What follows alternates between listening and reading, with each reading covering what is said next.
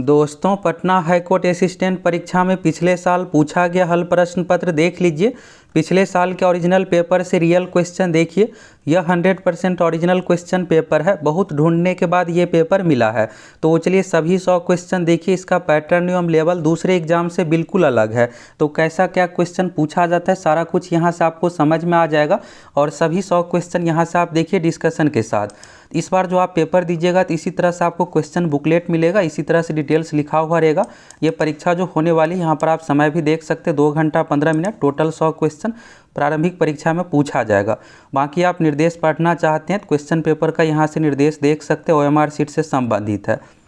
यहाँ पर जो है एक क्वेश्चन जो है 1 मार्क्स का है। और यहाँ पर आप देख सकते हैं क्वेश्चन जो पूछा जाएगा अंग्रेजी, समान ज्ञान, जीके, समान अध्ययन, गणित एवं हिंदी से संबंधित। निगेटिव मार्किंग नहीं है। प्रत्येक सही उत्तर के लिए आपको 1 अंक मिलेगा। निगेटिव मार्किंग नहीं है, इसलिए आपको सभी 100 क्वेश्चन अटैम्प्ट करना है। और अभी आप साथ में बनाते भी चलिएगा, कितना क्वेश्चन आप सही बना पाते हैं यहाँ से आपको क्लियर पता चल जाएगा। और यहाँ पर आप देख सकते हैं दोस्तों, पटना हाईकोर्ट का मुहर भी लगा हुआ है, यानी ये 100% ओरिजिनल पेपर है। और हम आप लोगों को यहाँ पर ओरिजिनल पेपर दिखा रहे हैं। सारा कुछ बहुत ढूंढने के बाद ये पेपर मिला है। तो चलिए साथ में आप बनाते भी चलिए, देखिए आप कितना क्वेश्चन सही बना पाते हैं। शुरू में जो यहाँ पर क्वेश्चन संबंधित है इंग्लिश से, आगे हिंदी, जीके, साइंस का भी क्वेश्चन है और मैथ का भी क्वेश्चन है। तो सभी विषय का क्वेश्चन आप देख लीजिए और बनाते चलिए। 100 में से आपका कितना क्वेश्चन सही होता है कमेंट करके आपको बताना है। पहला जो क्वेश्चन इंग्लिश से संबंधित है क्वेश्चन है, in the last budget the government brought forward a new scheme of taxation. इसका सही आंसर क्या होगा आप कमेंट करके बताइए। इसका जो सही उत्तर हो जाएगा दोस्तों डी ऑप्शन, इंट्रोड्यूस्ड। यहाँ पर ब्रॉट फॉरवर्ड का बताना है, एक तरह से यहाँ पर फ्रेज हो गया, मुहावरा हो गया। तो इंट्रोड्यूस्ड इसमें से सही आंसर हो जाएगा। इसमें यह कहा जा रहा है कि लास्ट बजट में गवर्नमेंट की ओर से एक नया स्कीम जो है टैक्सेशन यानी टैक्स में छूट से संबंधित इंट्रोड्यूस्ड किया गया है। अगला यहाँ पर देखिएगा, ये फ्रेज से रिलेटेड है। यहाँ पर है the sales of the company are increasing by leaps and bound. तो बाय लिप्स एंड बॉन्ड का जो अर्थ होता है कई गुना वृद्धि, यानी दिन दुगुनी रात चौगुनी वृद्धि। तो यहाँ पर क्या है कि कोई भी ऑप्शन इसमें से सही दिया ही नहीं है। तीसरा क्वेश्चन यहाँ पर देखिएगा, तो the police made considerable headway in spotting papers. तो इसमें से जो सही आंसर हो जाएगा, सॉर्टिंग पेपर्स है तो प्रोग्रेस हो जाएगा। तो शुरू में यहाँ पर इंग्लिश से संबंधित, आगे यहाँ पर आप देखिएगा तो हिंदी से संबंधित है। तो सभी 100 क्वेश्चन बताने वाले हैं। पहले आप यहाँ पर हिंदी बनाइए, फिर आगे आप लोगों को इंग्लिश, जीके, मैथ सभी क्वेश्चन दिखाने वाले हैं और सभी का डिस्कशन के साथ उत्तर बताने वाले हैं। तो यहाँ पर हिंदी में देखिएगा तो 81 नंबर से क्वेश्चन शुरू है, यानी हिंदी से टोटल जो क्वेश्चन पूछा गया 20 पूछा गया है। तो रिक्त स्थान की पूर्ति कीजिए, यहाँ पर आपको बताना है। क्वेश्चन है साहित्य जीवन की खाली स्थान में से क्या होगा। इस तरह का दोस्तों आपसे अगर एग्जाम में क्वेश्चन पूछा जाता है तो बिना चारों ऑप्शन देखे आपको बिल्कुल भी आंसर नहीं देना है। अगर आप दीजिएगा तो फिर गलती होने का बहुत ज़्यादा चांस रहेगा। अब यहाँ पर देखिएगा अतिवृष्टि। अतिवृष्टि का जो अर्थ होता है अत्यधिक वर्षा। अनावृष्टि का अर्थ होता है बहुत कम वर्षा यानी सूखा। ये एग्जाम में पूछा भी जाता है। बहुत अधिक वर्षा को क्या कहा जाता है, बहुत कम बारिश को क्या कहा जाता है। बहुत अधिक का अति हो जाएगा, बहुत कम का अनावृष्टि। ये दोनों तो बिल्कुल भी नहीं होगा। अब यहाँ पर अभिव्यक्ति है, अभिवृत्ति है। तो अभिवृत्ति का जो अर्थ होता है मानसिक, मनोस्थिति, ये सब। इसमें से सही आंसर जो हो जाएगा अभिव्यक्ति हो जाएगा। साहित्य जीवन की अभिव्यक्ति है। अगला क्वेश्चन है, जो अच्छे कुल में पैदा हुआ हो कहलाता है। तो जो अच्छे कुल में पैदा हुआ हो कहलाता है, ये अनेक शब्दों का एक शब्द है। उससे जो कहा जाता है कुलीन कहा जाता है। और यहाँ पर संस्कारी तो होगा नहीं। सर्वज्ञ यानी सब कुछ जानने वाला। बहुज्ञ बहुत कुछ जानने वाला। एक होता है अल्पज्ञ। यह भी एग्जाम में पूछा जाता है कि अल्पज्ञ का अर्थ होता है। तो अल्पज्ञ का जो अर्थ होता है बहुत कम जानने वाला, अल्प मतलब ही होता है बहुत कम। अगला है यहाँ पर सभा कौन सी संज्ञा है। तो अगर आप दोस्तों सिलेक्शन चाहते हैं तो बिना हिंदी में आप पूरा का पूरा स्कोर किए आपका रिजल्ट नहीं होने वाला। सीट भी देखिएगा तो बहुत अधिक तो है नहीं कि आसानी से आपका सिलेक्शन होने वाला है। रिजल्ट भी बहुत अधिक बिल्कुल भी नहीं दिया जाता है। तो सभी विषय की आप लोगों को बहुत बेहतरीन तैयारी करना है और हम आप लोगों को पूरी तैयारी भी करवाएंगे। सभी चीज़ों के बारे में बताएंगे, पिछले साल का कट ऑफ सारा कुछ बताने वाले हैं। और क्वेश्चन पटना हाईकोर्ट की ओर से जितने भी परीक्षा लिया गया सभी परीक्षा का क्वेश्चन पेपर आप लोगों को दिखाने वाले एक एक करके। तो आप सभी अगर चैनल पर नए हैं फटाफट चैनल को सब्सक्राइब करके जुड़ जाइए, ये आपके काम का चैनल है। यहाँ पर देखिएगा तो सभा में कौन सी संज्ञा है। तो संज्ञा के टोटल 5 भेद होता है। व्यक्तिवाचक संज्ञा, जातिवाचक, समूहवाचक, द्रव्यवाचक, भाववाचक। व्यक्तिवाचक में जो होता है दोस्तों, एक व्यक्ति यहाँ पर नाम में ही लिखा हुआ है व्यक्ति, यानी एक विशेष व्यक्ति का होना। जैसे राम एक व्यक्ति का नाम है। अगर यहीं आदमी की बात करें तो आदमी में बहुत सारे आ जाएगा। जैसे गंगा, तो गंगा एक नदी का नाम है। अगर गंगा दिया हुआ रहेगा तो व्यक्तिवाचक संज्ञा है। यहीं पर अगर आपसे नदी पूछा जाता है तो नदी के अंतर्गत बहुत सारी नदी आएगी, जैसे गंगा हो गया, जमुना हो गया, ब्रह्मपुत्र, ये सब। तो नदी जो है जातिवाचक का उदाहरण हो जाता है। और सभा में क्या होता है, यहाँ पर सभा में बहुत सारे लोग रहेंगे, बहुत सारे लोगों का समूह, तो यह जो उदाहरण है समूहवाचक का, समूहवाचक इसका सही आंसर हो जाएगा। द्रव्यवाचक में जैसे पूछा जाएगा 1 किलो चीनी, तो यहाँ पर अगर मात्रा दिया हुआ रहे जिसको आप आसानी से गिनती कर सकते हैं, वजन इस तरह से मापते हैं, तो द्रव्यवाचक का उदाहरण हो जाता है। और भाववाचक भावना संबंध, जैसे बुढ़ापा हो गया, अवस्था, ये सब भाववाचक का उदाहरण है। अगला यहाँ पर है उस वाक्य का चयन करें जो अशुद्ध हो। अब इसमें से शुद्ध अशुद्ध में अगर आप अच्छे से प्रैक्टिस किए हुए हैं तो आप बना पाइएगा, नहीं तो ऑप्शन इसी तरह से रहता है, आपको लगेगा कि इसमें बहुत सारे ऑप्शन सही है। अब इसमें भी क्या हुआ है कि एक से अधिक ऑप्शन सही दे दिया गया है, इसमें देना चाहिए था एक ही ऑप्शन। तो यहाँ पर जो है गीता सबसे श्रेष्ठतम ग्रंथ है, तो श्रेष्ठतम में यहाँ पर श्रेष्ठ ही सिर्फ होगा, तम नहीं होगा, ये अलग से लगा दिया गया है, तो ये जो हो गया अशुद्ध हो गया। इसके बाद है दूध में क्या पड़ा है, तो क्या की जगह पे जो यहाँ पर होना चाहिए कुछ पड़ गया है, दूध में कुछ पड़ गया है, क्या नहीं होगा, दूध में कुछ पड़ गया है, तो यानी ये दोनों गलत दिया हुआ, बाकी ये दोनों सही है। तो इसमें से इस ऑप्शन में जो है 84 का ए और बी दोनों सही है। अगला है उत्कृष्ट शब्द का विलोम है, तो उत्कृष्ट का जो विलोम होता है अपकृष्ट होता है। और हम आप लोगों को जो हाईकोर्ट वाला कोर्स है, अगर आप तैयारी करना चाहते हैं तो टारगेट पटना हाईकोर्ट असिस्टेंट भर्ती के लिए स्पेशल टारगेट बैच शुरू किया है, इस सभी से आप जुड़ जाइए। इसमें आप लोगों को प्रीवियस ईयर का क्वेश्चन जो पैटर्न है उसी लेवल के अनुसार पूरी अच्छे तरीके से तैयारी करवाएंगे और सभी विषय की पूरी तैयारी करवाएंगे, जिससे आपका आसानी से रिजल्ट हो जाए। क्वेश्चन यहाँ पर देखिएगा तो उत्कृष्ट शब्द का विलोम पूछा गया, तो उत्कृष्ट का जो विलोम होता है निकृष्ट होता है, तो सी ऑप्शन इसका सही हो जाएगा, अपकृष्ट नहीं होगा, निकृष्ट होगा। अगला है व्याकरण की दृष्टि से प्रेम शब्द क्या है। अब इसमें आपको डाउट लगेगा कि कौन सा होना चाहिए, क्रिया विशेषण अवयव भाववाचक संज्ञा, इस तरह से दिया हुआ है। तो यहाँ पर दोस्तों प्रेम लव ये जो है भावना है, तो भाववाचक संज्ञा का उदाहरण है। प्रेम का विलोम होता है घृणा। अगला है यहाँ पर निरोग का संधि विच्छेद है, तो संधि विच्छेद से 1 से 2 क्वेश्चन पूछा जाता है और इसका पैटर्न और सिविल कोड का पैटर्न देखिएगा तो दोनों का सेम ही है। सिविल कोड में भी हिंदी साहित्य से क्वेश्चन पूछा गया है, आगे हिंदी साहित्य से संबंधित भी क्वेश्चन है और यहाँ पर जो पैटर्न है सेम उसी पैटर्न का सिविल कोड पटना हाईकोर्ट दोनों का लेवल समान ही करके पूछा गया है। तो निरोग का जो संधि विच्छेद हो जाएगा बी ऑप्शन सही हो जाएगा, निह जोर रोग। अगला यहाँ पर देखिएगा अशुद्ध शब्द छांटिए, इसमें से आपको बताना है कि कौन सा गलत है। तो यहाँ पर अशुद्ध शब्द जो है दोस्तों आज्ञाकारी का ही सभी है, यहाँ पर आज्ञा से आज्ञाकारी मिलकर बना है, इसके बाद आज्ञाकारिणी और यहाँ पर ये, तो इसमें क्या है कि यहाँ पर रदृगीकार दे दिया गया जो कि यहाँ पर रहस्यकार होना चाहिए। बी ऑप्शन में ये जो दिया हुआ है ये सब सही है, इसी आज्ञाकारिणी को यहाँ पर बी ऑप्शन में लिखा गया है, तो यानी कि डी ऑप्शन गलत हो गया। तो इसमें से कहा गया अशुद्ध को छांटने के लिए, तो ये ऑप्शन सही हो जाएगा। अगला है दूध का दूध पानी का पानी अर्थ है, तो ये एक तरह से मुहावरा हुआ। तो दूध का दूध पानी का अर्थ जो होता है यहाँ पर ऑप्शन के अनुसार आप बताइए सही आंसर क्या होगा। तो निरपेक्ष न्याय करना हो जाएगा, दूध और पानी अलग करना नहीं होगा, निरपेक्ष न्याय करना, ये इसका सही आंसर हो जाएगा। अगला है जो सोएगा वो खोएगा में सर्वनाम है। अब सर्वनाम के क्या होता है कि यहाँ से आपसे ये भी पूछा जाता है कि संज्ञा के भेद कितने होते हैं, 5 होते हैं। सर्वनाम में क्या हो जाता है कि 6 भेद टोटल है। अब इसमें से टाइप में पूछ दिया जाएगा इसमें से कौन सा सर्वनाम है, ये सब सारा कुछ आप लोग क्लियर करने वाले से रिलेटेड आप लोगों को यूट्यूब पर भी वीडियो मिलेगा और जो कोर्स शुरू किए हैं इसमें आप लोगों को अच्छे तरीके से हिंदी की तैयारी करवाएंगे, जिससे आप पूरा का पूरा 20 में से 20 स्कोर कीजिएगा और आसानी से आपका रिजल्ट होगा। मैथ साइंस सभी देखिए, क्वेश्चन पैटर्न्स अच्छे तरीके से आप समझिए। ये जो है दोस्तों जो सोएगा वो खोएगा, इसी तरह से रहेगा, जो मेहनत करेगा वो फल पाएगा, ये सब जो हो जाता है संबंधवाचक सर्वनाम का उदाहरण। तो इसका जो सही आंसर हो जाएगा संबंधवाचक सर्वनाम। अब अगला देखिए किस शब्द में संज्ञा से विशेषण नहीं बना है। अब ये भी अच्छा सा क्वेश्चन है, इसमें जो है गरीबी सही आंसर हो जाएगा, गरीबी में संज्ञा से विशेषण नहीं बना है। अगला है निम्न में से किस में अनुस्वार का प्रयोग नहीं हुआ। ये बहुत ही अच्छा सा क्वेश्चन है, आपको लग रहा होगा कि अब इसमें से कौन सा आंसर देंगे।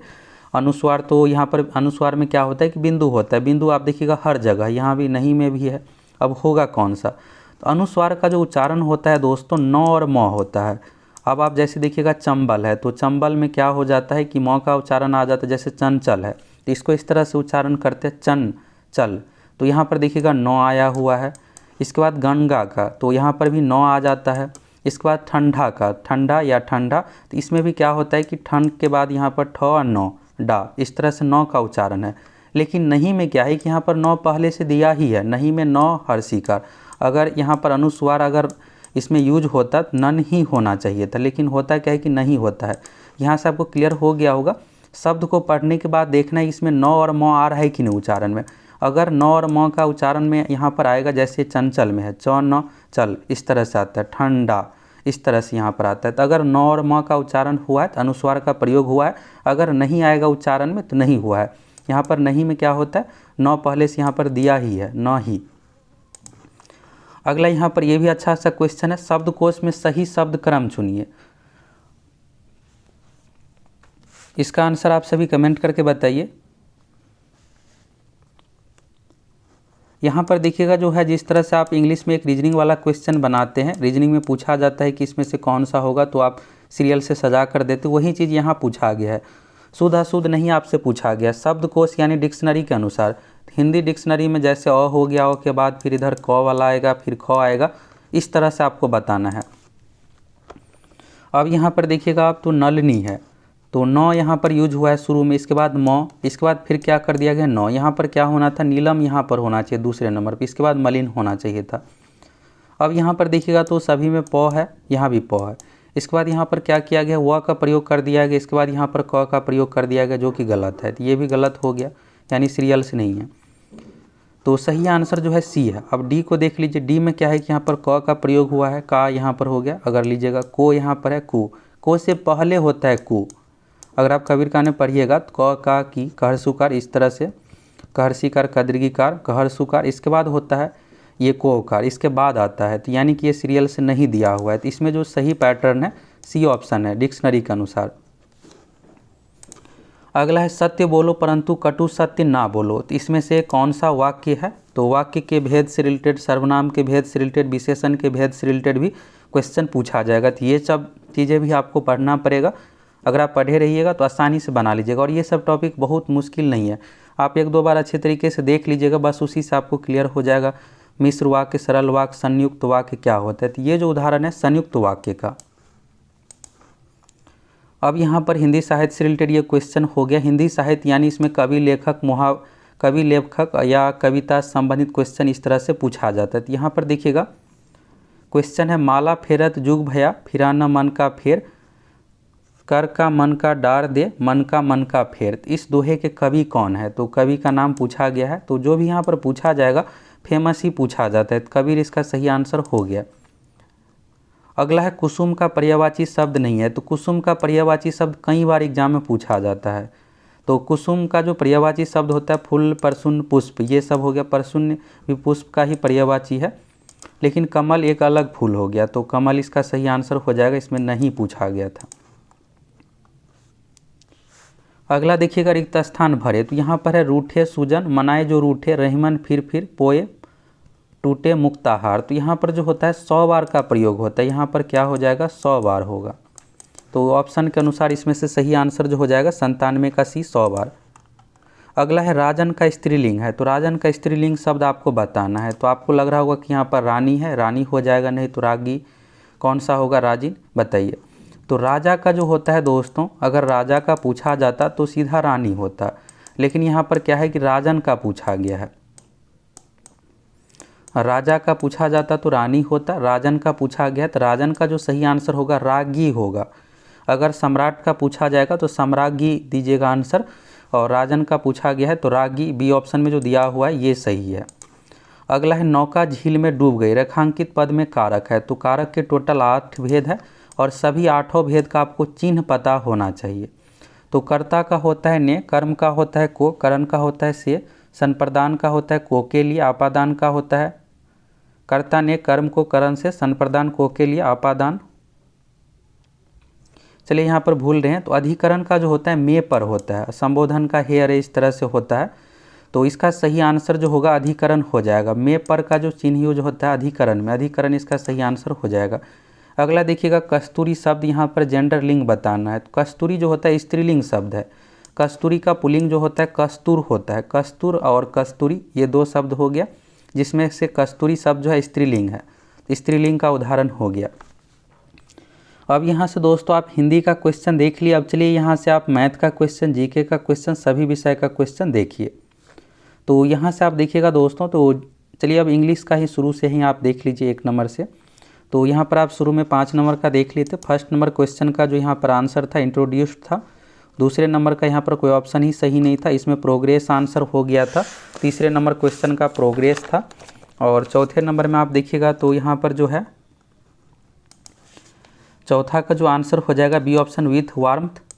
इसके बाद यहाँ पर 5वां नंबर में हेल्टर सेक्टर के बारे में पूछा गया है, तो 5वां का जो सही आंसर है डी ऑप्शन हुरिडली। आप बनाते चलिए, देखिए आपका आंसर सही हो रहा है कि नहीं। छठा में यहाँ पर मिस स्पेल्ट यानी अशुद्धि पूछा गया है, कौन सा स्पेलिंग गलत है। तो यहाँ पर जो स्पेलिंग गलत है दोस्तों फर्स्ट ऑप्शन का। अगला यहाँ पर देखिएगा तो 5 जो है शुद्ध अशुद्धि से रिलेटेड ही पूछा गया है, तो यहाँ पर मिस स्पेल्ट फिर से पूछा गया है, तो इसमें जो गलत दिया हुआ है बी ऑप्शन का। अगला यहाँ पर 8वां नंबर है, 8वां नंबर का जो गलत दिया हुआ है फर्स्ट ऑप्शन का। 9वां में जो गलत दिया हुआ है फर्स्ट ऑप्शन का।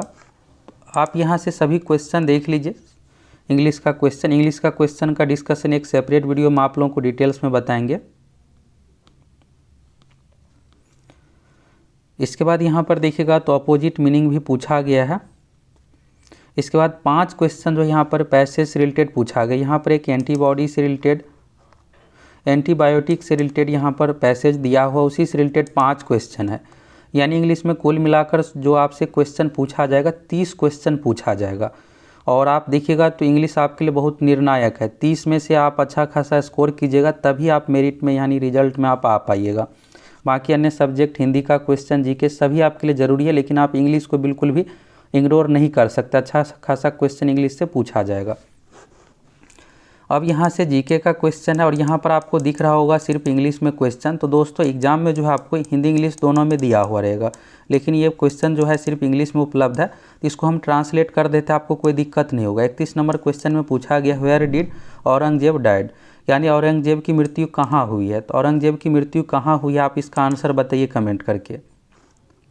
अहमदनगर ऑप्शन है औरंगाबाद। अहमदनगर औरंगाबाद में से कौन सा सही होगा, औरंगजेब की मृत्यु कहाँ हुई थी। तो औरंगजेब की जो मृत्यु हुई है दोस्तों अहमदनगर में, और उसका कब्र जो है औरंगाबाद में है। तो कब्र आप पढ़े होंगे कि औरंगाबाद में औरंगजेब का कब्र है, तो आप आंसर औरंगाबाद दिए होंगे, जो कि गलत है।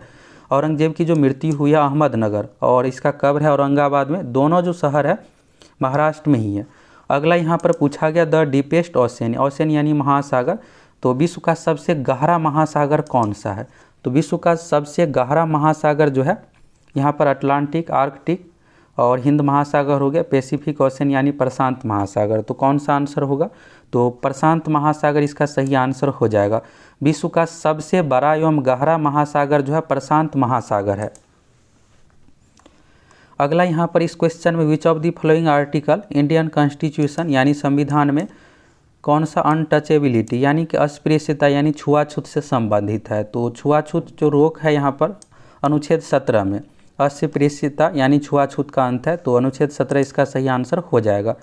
इसके बाद है आरबीआई डज नॉट ट्रांस, यानी स्टेट गवर्नमेंट में से किस में आरबीआई की ओर से बिजनेस ये सब चीज़ें नहीं किया जाता, तो जम्मू कश्मीर इसका सही आंसर हो जाएगा। और दोस्तों आप ये जानना चाह रहे होंगे कि इसका हिंदी ट्रांसलेट करके बताइए, तो हम आप लोगों को क्या करेंगे अगले वीडियो में सभी 100 क्वेश्चन का हिंदी ट्रांसलेट के साथ प्रोवाइड करवाएंगे। और आप हमारे एप्लीकेशन सक्सेस प्लैनेट पे जाकर भी आप टेस्ट दे सकते हैं, वहाँ पर हिंदी ट्रांसलेट में जो भी जीके मैथ का क्वेश्चन है सभी उपलब्ध है। अभी फ़िलहाल आप देख लीजिए, बाद में आप लोगों को हिंदी ट्रांसलेट में भी सभी 100 क्वेश्चन प्रोवाइड करवाएंगे। यहाँ पर है द प्रीएम्बल यानी कि प्रस्तावना में भारतीय संविधान के कौन से संविधान संशोधन द्वारा प्रस्तावना में पहली बार संशोधन कौन से संशोधन में हुआ है। तो ये जो हुआ है दोस्तों प्रस्तावना में पहली बार संशोधन 42वें संविधान संशोधन 1976 द्वारा, तो 42वां अमेंडमेंट हो जाएगा यहाँ पर सही आंसर। अगला यहाँ पर देखिएगा जहांगीर खान इज फेमस, तो जहांगीर खान किस खेल में प्रसिद्ध है। तो जहांगीर खान जो संबंधित है ये 2003-4 से रिलेटेड न्यूज है, तो स्क्वैश इसका सही आंसर हो जाएगा, स्क्वैश से संबंधित है। अगला यहाँ पर है यूएन फ्लैग जनरल असेंबली की ओर से कब यहाँ पर एडॉप्ट किया गया है, तो ये जो हो जाएगा सही आंसर दोस्तों अक्टूबर 20, 1947। अगला है the system of judicial review organised, यानी कि इसमें ये क्वेश्चन में पूछा जा रहा है कि जुडिशियल रिव्यू यानी कि न्यायिक पूर्वालोकन कहाँ से लिया गया है। तो ये जो लिया गया है दोस्तों यूएसए संयुक्त राज्य अमेरिका से। अगला है यहाँ पर बांदीपुर नेशनल पार्क कहाँ है। तो बांदीपुर नेशनल पार्क जो है कर्नाटक राज्य में है। तो कर्नाटक इसका सही आंसर हो जाएगा। अगला क्वेश्चन है संसद के 2 सदनों के बीच मैक्सिमम गैप कितना होना चाहिए। मैक्सिमम यहाँ पर गैप पूछा गया है। तो सही आंसर जो होगा इसका आप बताइए क्या होगा। तो 6 महीने से अधिक का गैप नहीं होना चाहिए संसद के 2 सदनों के बीच में। अगला यहाँ पर है त्रिस्तरीय पंचायती राज व्यवस्था सबसे पहले किस राज्य में लागू किया गया है। भारत में त्रिस्तरीय पंचायती राज व्यवस्था किस राज्य में लागू किया गया है। तो ये जो लागू किया गया है राजस्थान में। और ये भी पूछा जाता है कि पंचायती राज व्यवस्था सबसे पहले किस राज्य में लागू किया गया है। तो ये भी इसका सही आंसर राजस्थान होगा। और डेट भी पूछ दिया जाता है कब लागू किया गया था। 2 अक्टूबर 1959 को। पीएम का नाम भी पूछ लिया जाता है। पंडित जवाहरलाल नेहरू याद रखिएगा। जगह का नाम राजस्थान में पूछ लिया जाता है। तो राजस्थान के नागौर जिला में लागू किया गया था। तो राजस्थान इसका सही आंसर हो जाएगा। अगला देखिएगा यहाँ पर पूछा गया पानीपत के तृतीय युद्ध में मराठा की हार किससे हुई थी। पानीपत का जो तृतीय युद्ध हुआ था, पानीपत का तृतीय युद्ध हुआ था 1761 में। पहला 1526, दूसरा 1556, तीसरा 1761। और यह जो हुआ था अहमद शाह अब्दाली और मराठों के बीच में, जिसमें अहमद शाह अब्दाली की जीत हुई थी, मराठों की हार। तो यह जो था अहमद शाह अब्दाली अफगान शासक था। अफगान इसका सही आंसर हो जाएगा। अगला यहाँ पर है which of the following non member. यानी इस क्वेश्चन में ये पूछा जा रहा है कि संविधान सभा का सदस्य नहीं होता है, यानी लोकसभा या राज्यसभा का सदस्य नहीं होता है, फिर भी ये पार्लियामेंट यानी संसद के अधिवेशन में भाग ले सकता है। तो कौन होता है ये। तो महान्यायवादी, इसी को इंग्लिश में अटॉर्नी जनरल ऑफ इंडिया कहते हैं। अटॉर्नी जनरल ऑफ इंडिया संसद के किसी भी सदन का सदस्य नहीं होता, लेकिन संसद की कार्यवाही में भाग ले सकता है। तो ये इसका सही आंसर हो जाएगा। अब अगला क्वेश्चन देखिए। अगला है जवाहरलाल नेहरू टनल यानी सुरंग भारत का सबसे लंबा सुरंग है, यह कहाँ पर है। तो यह जो है दोस्तों जवाहरलाल सुरंग जम्मू कश्मीर में। और अभी के वर्तमान का आपको याद रखना, वर्तमान में भारत का सबसे लंबा सुरंग जो है अटल सुरंग है। अटल सुरंग रोहतांग दर्रा में निर्माण किया गया है, बनाया गया है। और यह जो है हिमाचल प्रदेश राज्य में, राज्य का नाम पूछा जाएगा। रोहतांग दर्रा भी पूछा जा सकता है या फिर पूछा जाएगा अटल सुरंग कहाँ है। तो रोहतांग दर्रा में संबंधित है हिमाचल प्रदेश राज्य में। अगला है यहाँ पर वाट, यानी इसमें ये क्वेश्चन पूछा गया है कि अजंता की जो गुफा है उसमें पेंटिंग जो है किया गया है, ये किस धर्म से संबंधित है। तो आप सभी को पता होगा कि बौद्ध धर्म से संबंधित अजंता की गुफा महाराष्ट्र राज्य में है और इसमें पेंटिंग किया गया जो कि बौद्ध धर्म से संबंधित है। अगला यहाँ पर ये अच्छा सा साइंस का क्वेश्चन है, इसका सही आंसर बताइए। इस क्वेश्चन में ये कहा गया है कि एक पैसेंजर बस में खड़ा है और बस जब अचानक मुड़ती है, यहाँ पर देखिएगा सडन टर्न, तो अचानक मुड़ती है तो यात्री जो है बाहर की ओर फेंका जाते हैं। तो ये किस कारण से होता है। यहाँ पर ऑप्शन में है चेंज इन मोमेंटम यानी संवेग में परिवर्तन, चेंज इन एक्सेलरेशन यानी त्वरण में परिवर्तन, इनर्शिया ऑफ मोशन गति का जड़त्व क्या होगा, या फिर आउटवर्ड पुल बाहरी धक्का के कारण से बाहर हो जाते हैं। तो क्या आंसर होगा बताइए। तो इसका सही आंसर जो होगा दोस्तों इनर्शिया ऑफ मोशन यानी गति जड़त्व के कारण से ऐसा होता है। अगर एक यात्री बस के अंदर बैठे और बस अगर अचानक मुड़ती है तो बाहर यात्री जो फेंका जाते हैं, ये होता है इनर्शिया ऑफ मोशन के कारण से। अगला यहाँ पर साइमन कमीशन के बारे में पूछा गया है। साइमन कमीशन का निर्माण किसके रिव्यू के लिए किया गया था। तो ये जो किया गया था इसका सही आंसर हो जाएगा first option a constitution of India यानी भारतीय संविधान। अगला यहाँ पर है which is the largest satellite. यहाँ पर सैटेलाइट से रिलेटेड क्वेश्चन पूछा गया है। इसका जो सही आंसर होगा 48 नंबर का उस समय के करेंट अफेयर से रिलेटेड है। तो ये सब करेंट अफेयर्स आपको देखकर जाना है। इनसैट 4A इसका सही आंसर हो जाएगा। यहाँ पर देखिएगा अनुच्छेद 352 के अनुसार राष्ट्रीय आपातकाल लगाया जाता है, तो इसमें से कौन सा जो है अधिकार सस्पेंड कर दिया जाता है। तो ये जो सस्पेंड कर दिया जाता है मौलिक अधिकार, फंडामेंटल राइट्स यानी मौलिक अधिकार को निष्क्रिय कर दिया जाता है आपातकाल के दौरान। अगला क्वेश्चन देखिएगा which was the first talkie features film यानी भारत की प्रथम बोलती फिल्म कौन सी है। भारत की प्रथम बोलती फिल्म जो है आलम आरा है। भारत का प्रथम फिल्म जो है राजा हरिश्चंद्र है। ये दोनों क्वेश्चन एग्जाम में पूछा जाता है, तो आलम आरा इसका सही आंसर हो जाएगा। अगला देखिएगा यहाँ पर पूछा गया है भारतीय संविधान का कौन सा अनुच्छेद जो वीकर सेक्शन वाले लोग हैं उसके लिए एजुकेशनल की शिक्षा की व्यवस्था किया गया है? तो ये जो हुआ है दोस्तों अनुच्छेद 16 में, लेकिन यहाँ पर क्या हो गया है कि सेक्शन 16 लिख दिया गया है, तो आर्टिकल 16 में इसके बारे में है। अगला यहाँ पर है which one of the following, यानी इस क्वेश्चन में ये पूछा गया है कि इसमें से किस करेंसी यानी मुद्रा की वैल्यू रुपये के अनुसार बहुत अधिक है, सबसे अधिक है? तो पाउंड का अधिक है, डॉलर के कंपेयर में पाउंड में और अधिक है, अभी के समय में लगभग 90 के बराबर है। अगला यहाँ पर है, इसमें पूछा गया है कि सॉफ्ट ड्रिंक में कौन सी गैसें उपस्थित रहती है? तो कार्बन डाइऑक्साइड, जितने भी सॉफ्ट ड्रिंक हो गया सभी में ये कार्बन डाइऑक्साइड मौजूद रहता है। कार्बन डाइऑक्साइड हो गया जैसे पेप्सी, कोका कोला, ये सब में। अगला है टाइफाइड फीवर किसके कारण से होता है? टाइफाइड बुखार का जो कारण होता है बैक्टीरिया होता है, बैक्टीरिया के कारण से इसमें शरीर का आंत प्रभावित होता है, और आपसे एग्जाम में जो है इसके बैक्टीरिया का नाम भी पूछा जाएगा, तो बैक्टीरिया का नाम भी आप याद रखिएगा। साल्मोनल टाइफी बैक्टीरिया का नाम है, साल्मोनल टाइफी। अगला क्वेश्चन यहाँ पर देखिएगा, तो कहा गया है कि इंडियन नेशनल एंथम यानी कि राष्ट्रीय गान गाने में फुल वर्जन यानी कि पूरा राष्ट्रीय गान गाने में कितना सेकंड का समय लगता है? बेसिक क्वेश्चन आपको पता ही होगा, इसका आंसर 52 सेकंड का समय लगता है। 52 सेकंड इसका सही आंसर हो जाएगा। अगला यहाँ पर अच्छा सा क्वेश्चन है, इस क्वेश्चन को हिंदी ट्रांसलेट करते हैं और आप बताइए इसका सही आंसर क्या होगा। इस क्वेश्चन में ये कहा गया है कि अंग्रेज का यानी ईस्ट इंडिया कंपनी का भारत में किस आंदोलन के बाद, यहाँ पर किस युद्ध के बाद पूरी तरह से भारत में ईस्ट इंडिया कंपनी का भारत में शासन किस युद्ध के बाद हो गया पूरी तरह से, जिसमें से बक्सर का युद्ध है, प्लासी का युद्ध है। तो दोस्तों यहाँ पर जो है बक्सर के युद्ध के बाद बंगाल पर, यहाँ पर बंगाल लिखा हुआ था, बंगाल सूबा पर बक्सर युद्ध के बाद पूरी तरह से ईस्ट इंडिया कंपनी का अधिकार हो गया, तो बक्सर का युद्ध होगा। प्लासी का युद्ध आप सोच रहे होंगे, प्लासी का युद्ध से शुरू ही हुआ था, बक्सर का युद्ध 1764 में होने के बाद बंगाल पर पूर्ण अधिकार अंग्रेज का हो गया। अगला यहाँ पर क्वेश्चन देखिए, क्वेश्चन इस तरह से है, हाईएस्ट वाइंड वेलोसिटी यानी कि इसमें से जो पवन है किस पवन का वेग अधिक है? तो इसमें से टार्नोडो इसका सही आंसर हो जाएगा। 57 नंबर का जो सही आंसर होगा टार्नोडो, डी ऑप्शन इसका सही हो जाएगा। अगला क्वेश्चन यहाँ पर है, फैक्ट्री और माइंस में कितने वर्ष से कम उम्र के बच्चों का काम करना यहाँ पर रोक है? तो 14 वर्ष इसका सही आंसर हो जाएगा। अगला क्वेश्चन यहाँ पर देखिएगा, इकोनॉमिक्स से रिलेटेड यहाँ पर है, इसका जो सही आंसर हो जाएगा इन्फ्लेशन यानी कि मुद्रास्फीति, इसका सही आंसर हो जाएगा।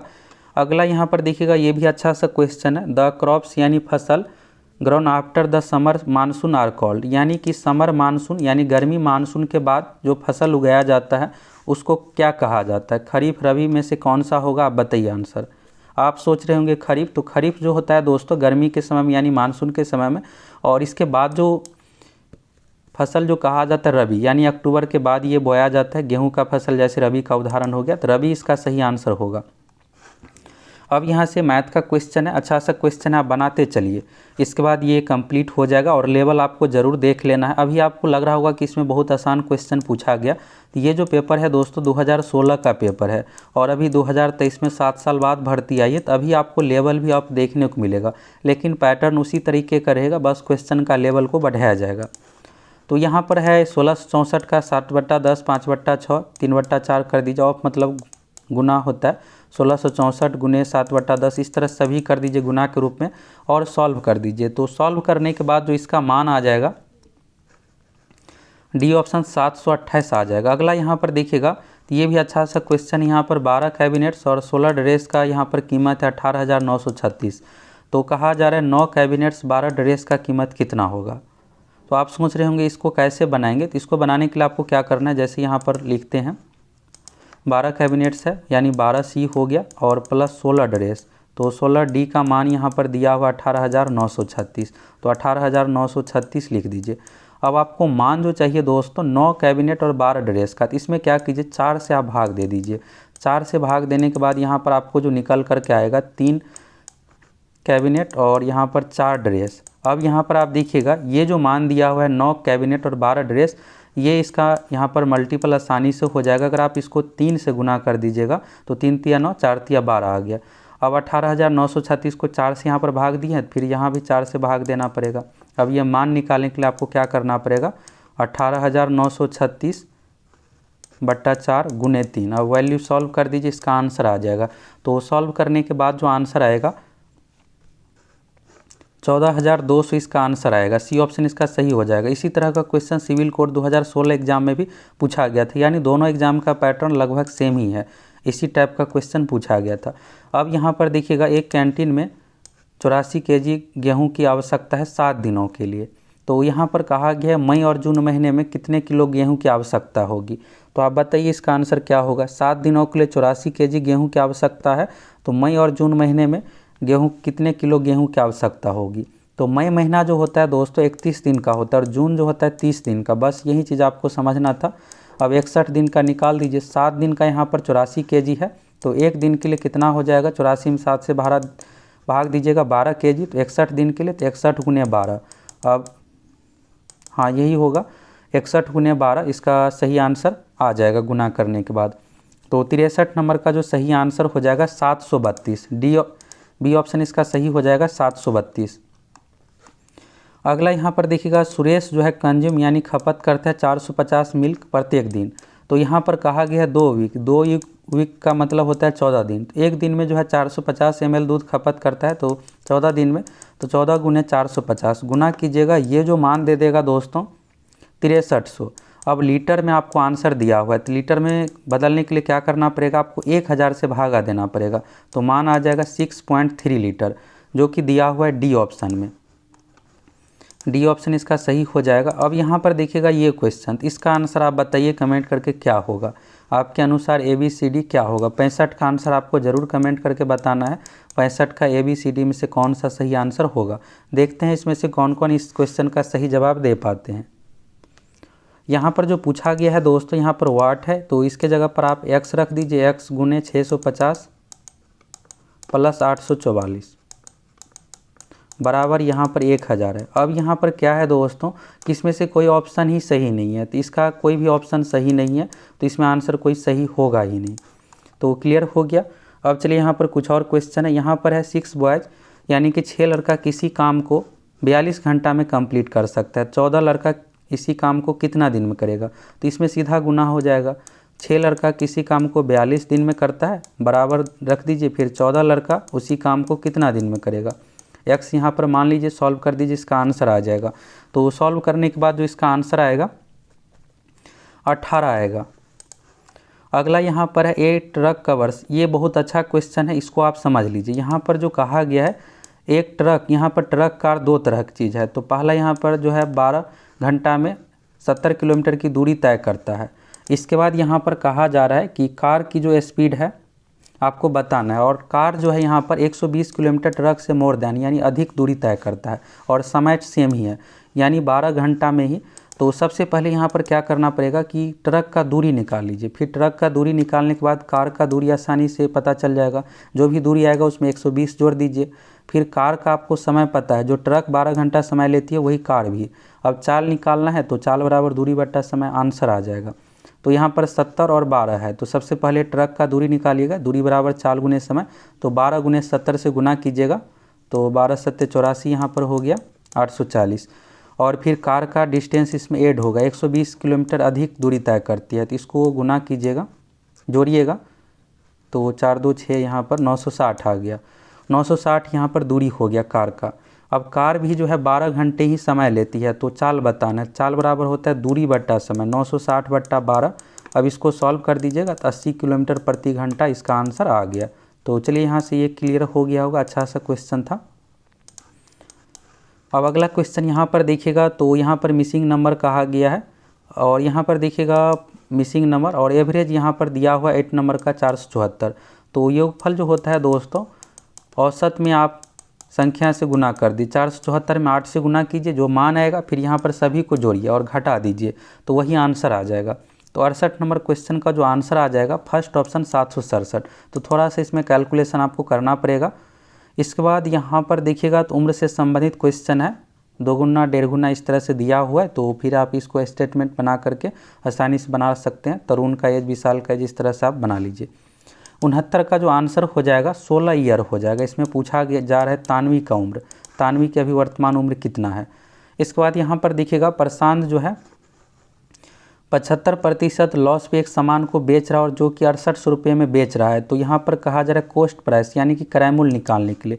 इस सवाल को आप बनाइए, 75% हानि पर 68 रुपये में किसी सामान को बेचा जा रहा है तो क्रय मूल्य क्या होगा। तो क्रय मूल्य निकालने के लिए यहाँ पर क्या कीजिएगा, 6800 गुने और यहाँ पर क्रय मूल्य निकालना है तो 100 बट्टा यहाँ पर होगा 100 बट्टा 25। अब इसको सॉल्व कर दीजिए। सॉल्व करने के बाद यहाँ पर 27,200 इसका मान आ जाएगा।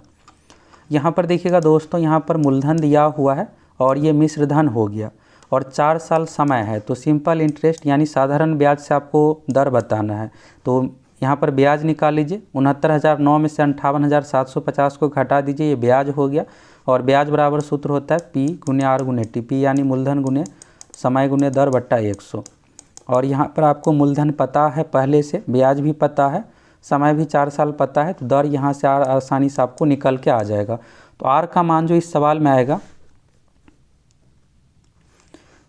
इसमें 9% R रेट निकल करके आएगा।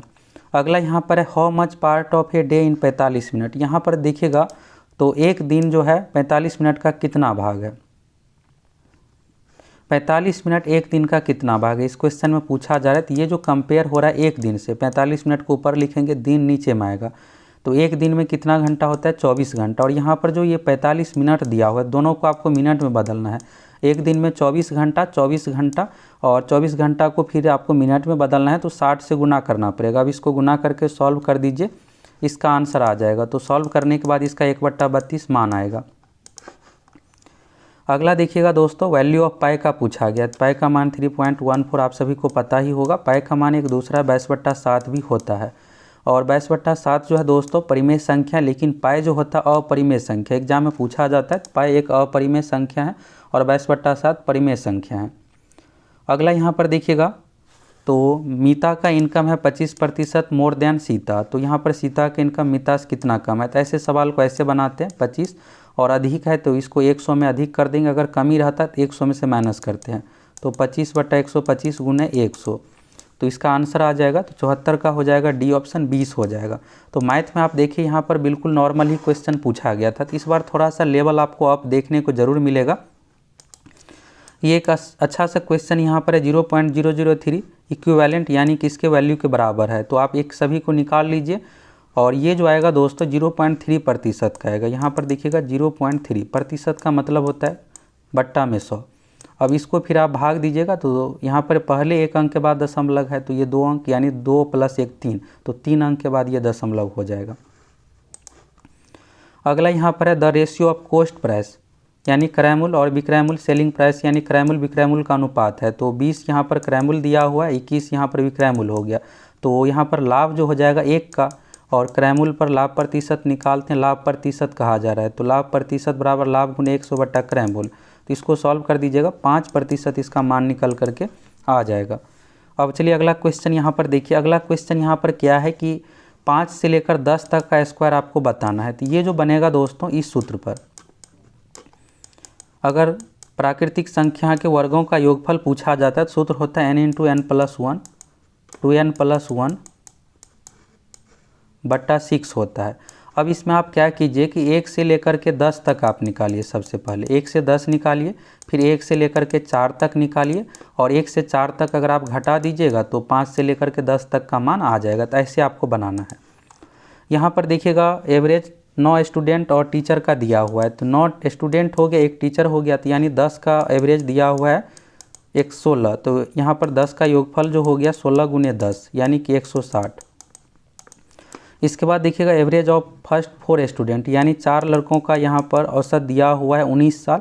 तो यहाँ पर योगफल जो हो जाएगा 19 चौका 76। इसके बाद अंतिम 5 लड़कों का दिया हुआ है औसत उम्र 10, तो 10 गुने 5 यानी कि 50 हो गया।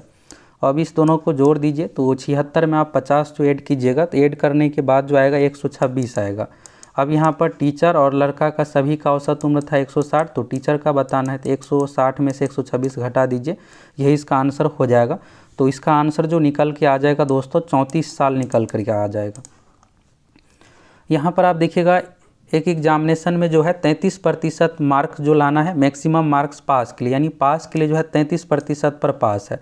एक छात्र को यहाँ पर 125 मार्क्स आता है लेकिन 40 मार्क्स से फेल हो जाता है, तो मैक्सिमम मार्क्स बताना है एग्ज़ाम, यानी एग्ज़ाम कितने अंकों का है। तो यहाँ पर जो दोस्तों यहाँ पर हो क्या रहा है कि छात्र को 125 अंक आ रहा है। ऐसे क्वेश्चन में आपको ये समझना है कि यहाँ पर 125 अंक आया है और 40 मार्क्स से फेल हो गया है। अगर इस छात्र को 40 मार्क्स और मिल जाता तो पास हो जाता, ये पास हो गया। और पास परसेंटेज जो कि दिया हुआ है मैक्सिमम मार्क्स का 33% है। तो जब 33% का मान इतना हो गया तो परीक्षा जो है 100% का होता है, तो 100% का मान निकाल दीजिए, वही हो जाएगा परीक्षा कुल कितने मार्क्स का है। तो 125 में 40 को जोड़िएगा 165 हो गया यहाँ से, तो ये आ गया 33% का पास बराबर। तो 33 यूनिट का मान हो गया यहाँ पर 165। तो इसको काटिएगा, 5 से ये पूरी तरीके से कट जाएगा, तो 100 का मान जो यहाँ से निकल कर के आ जाएगा 165/33 गुने 100। अब इसको सॉल्व कीजिएगा, तो सॉल्व करने के बाद इसका जो मान आ जाएगा 500 आ जाएगा, यही 500 इसका आंसर हो जाएगा। तो ये क्लियर हो गया क्वेश्चन। अब अगला क्वेश्चन यहाँ पर देखिएगा, कहा गया है कि कुकिंग ऑयल का यहाँ पर दाम जो है 25% बढ़ जाता है, तो एक व्यक्ति को अपने खर्च में कितने की कमी करना चाहिए जिससे दाम में कोई प्रभाव ना पड़े। तो ये जो क्वेश्चन है, शुरू में आप सीता मीता वाला जो क्वेश्चन देखें उसी प्रोसेस पे बनेगा। यहाँ पर क्या हो रहा है कि 25% दाम बढ़ रहा है तो वृद्धि लिख देंगे, और बढ़ रहा है तो इसमें 100 में 25 जोड़ देंगे, तो 125 हो गया। और प्रतिशत निकालने के लिए 100 से गुना करते हैं, सॉल्व कर दीजिए, इसका भी मान जो है 20% ही आएगा। यानी शुरू वाला जो क्वेश्चन था दोनों एक ही टाइप पे बन रहा है और दोनों का आंसर सेम ही है। तो इस तरह से दोस्तों आप सभी 100 क्वेश्चन देख लिए, और हिंदी का क्वेश्चन पहले डिस्कस कर चुके हैं, इंग्लिश का देख लिए, जीके का देख लिए। अब एक नेक्स्ट वीडियो में आप लोगों को सभी 100 क्वेश्चन, यहाँ पर क्या है कि जीके और आप मैथ का जो क्वेश्चन देखे वो इंग्लिश लैंग्वेज में था, तो एक नेक्स्ट वीडियो में आप लोगों को उसका ट्रांसलेट हिंदी में आप लोगों को प्रोवाइड करवाएंगे, जिससे आप बनाते चलिएगा, देखिएगा कितना सही हो पाता है। और इसमें पटना हाईकोर्ट की और भी बहुत सारी परीक्षा हुई है, तो सभी परीक्षा का पेपर आप लोगों को एक एक करके प्रोवाइड करवाने वाले हैं। और आप एप्लीकेशन पर जा करके पटना हाईकोर्ट भर्ती के लिए आप स्पेशल कोर्स भी ज्वाइन कर सकते हैं। इस कोर्स में आप लोगों को सभी विषय की संपूर्ण तैयारी करवाएंगे, जो एग्ज़ाम का पैटर्न है उसी पैटर्न पर पूरी अच्छे तरीके से तैयारी कराएंगे। तो फटाफट जाइए, आप इस कोर्स से जुड़ जाइए, बहुत ही कम प्राइस पर ये कोर्स उपलब्ध है। तो अच्छे तरीके से आपका तैयारी भी हो जाएगा और आसानी से आपका सिलेक्शन हो जाएगा। ये वीडियो दोस्तों आप लोगों को कैसा लगा आप लोग कमेंट करके बताइए। और आप में से कौन कौन ऐसे छात्र हैं जो चाहते हैं कि सभी प्रीवियस ईयर का क्वेश्चन यूट्यूब पर प्रोवाइड किया जाए, तो फटाफट कमेंट करके बताइए।